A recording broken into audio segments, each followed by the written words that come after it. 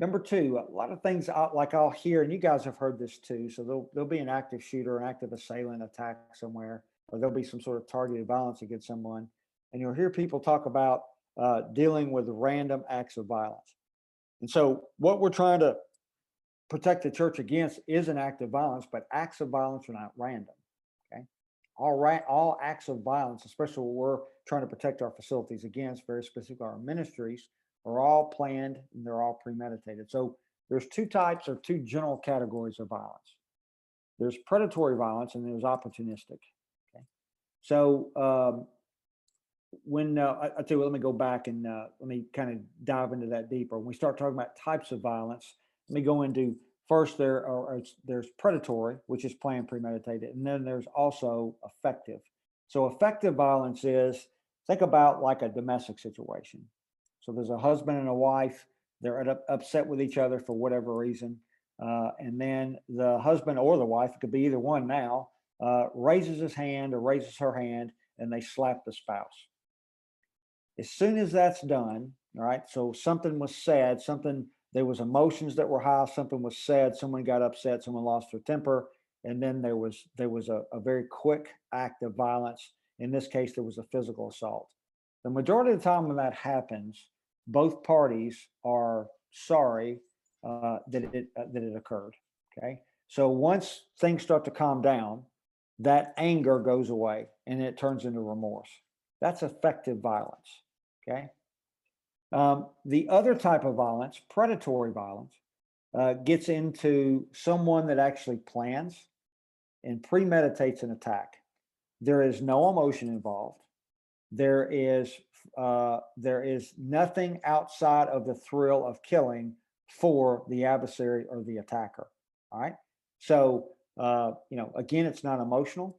It's always planned and premeditated, and there's no financial gain for the person that's actually going to conduct the attack. Okay.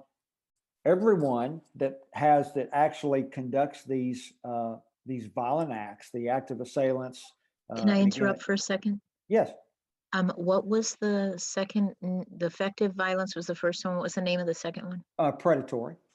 Thank you so much. Yes. Okay.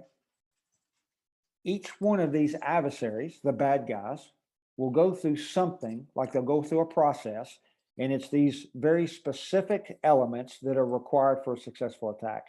You guys have heard me talk about this before. To conduct a successful attack against any place or any location or anything or any person, you need to have information about that target.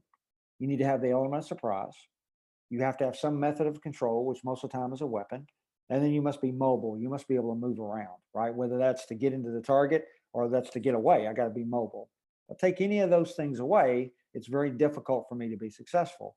Well, that person that goes through that process will also follow some very specific actions. Some, depending on what threat assessment technique that you study, some people call it a pathway to violence. So that's kind of the professional word based on what some psychologists and psychiatrists, some studies that they put out very specifically with school violence. Some people call it like an attack cycle. I call it an adversary attack methodology. Okay, so it's this process that they go through. The cool thing about it is if you're observant and you're trained correctly, you can identify these early. There is a report that was released in 2018 by the FBI, and that's these pre-attack indicators of active assailants. You'll see it there on the right. It is free. You can go to the FBI website. If you'll type the title of this report into your browser, that report will come up. It's absolutely free. It's a pretty quick read, but it goes into from 2000, 2013, which was, I think 2014 is when they released the first active shooter incident report. It broke down all the statistics on active shooters, assailant attacks in the US. It took that first report and it just shows you, and it talks about the study they did, that every one of those assailants, took part in planning and preparation prior to the attacks. Okay. So nothing's random. This is planned. And the cool thing is, as a protector, we can detect these things if we're trained to do so.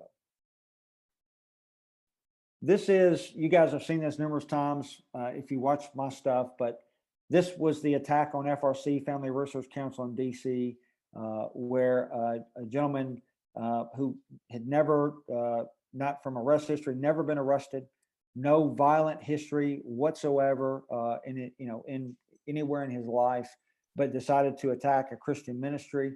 Went through the planning process, and you're going to see the attack. I'll kind of walk you through it as you see it, because he actually used ruse both days to get in. He conducted his hostile surveillance the day before this, and then used the same ruse to get in the next day. I know the director of security for FRC because of this attack now. The person that heads that organization up, Tony Perkins, he has protection anytime he travels now, and they had to beef security up at FRC at this, after the attack. This the suspect here, the adversary, was charged and convicted with several acts of terrorism there in DC because of this attack, and it was very specific because it was a Christian ministry. He used a handgun. Again, he used ruse to get in, and I'll walk you through the attack. I want you to see the end of this. The FBI is interviewing the suspect. Now, they've already been to his house, because you're going to see the security guard wrestles him or kind of gets the gun from him and takes him into custody.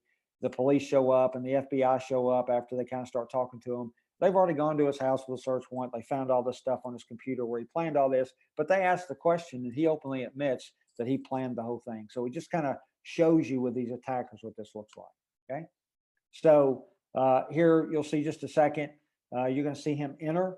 And so he's again used ruse to get in. He was there the day before conducting his hostile surveillance, which is part of this adversary attack methodology. And so he's let in. And you're going to see that Mr. Johnson here, after he picks up some very strange, what we call behavioral contextual indicators, walks around to see what he's doing. So adversary there has got a SIG 229, 2 extra magazines, and a bunch of Chick-fil-A sandwiches in this backpack. And the idea was, after he shot everybody in the ministry, he'd rub these Chick-fil-A sandwiches in their face. And so what you're going to see is, you're going to see Leo kind of get up, because he's like, what's this guy doing in his bag here? And so Leo walks around, and as he walks around, he comes up and he starts to wrestle the guy to try to get the gun from him, which he does. Now, Leo Johnson is shot 2 or 3 times, I think in the arm, and but he is able to get the weapon from the suspect and subdue him. And then he is, of course, arrested, charged, and convicted with terrorism. Now, I've turned this up. I want you guys to hear what the FBI asked him, and of course, he freely admits that he has planned it. Okay.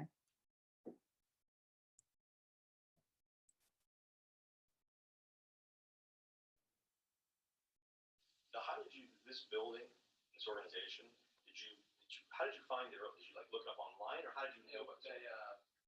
Southern Poverty Law lists anti-gay groups, like not online. Okay. A little bit of research on the website and stuff like that. Okay. And so that's how he found him. If you study the case, he went on the Southern Poverty Law Center, looked for Christian ministries, and he picked FRC and 2 other ministries. And his plan was to attack FRC, leave FRC, and then attack the other 2 ministries that were in the DC area. And through the grace of God, he was stopped there at FRC. And again, FRC now has enhanced security measures. They had them then, but he was able to get through those measures based on a vulnerability that they identified after the attack. And then, of course, now they've put enhanced measures to include anytime the leader of FRC travels, that there is protection on him. Okay.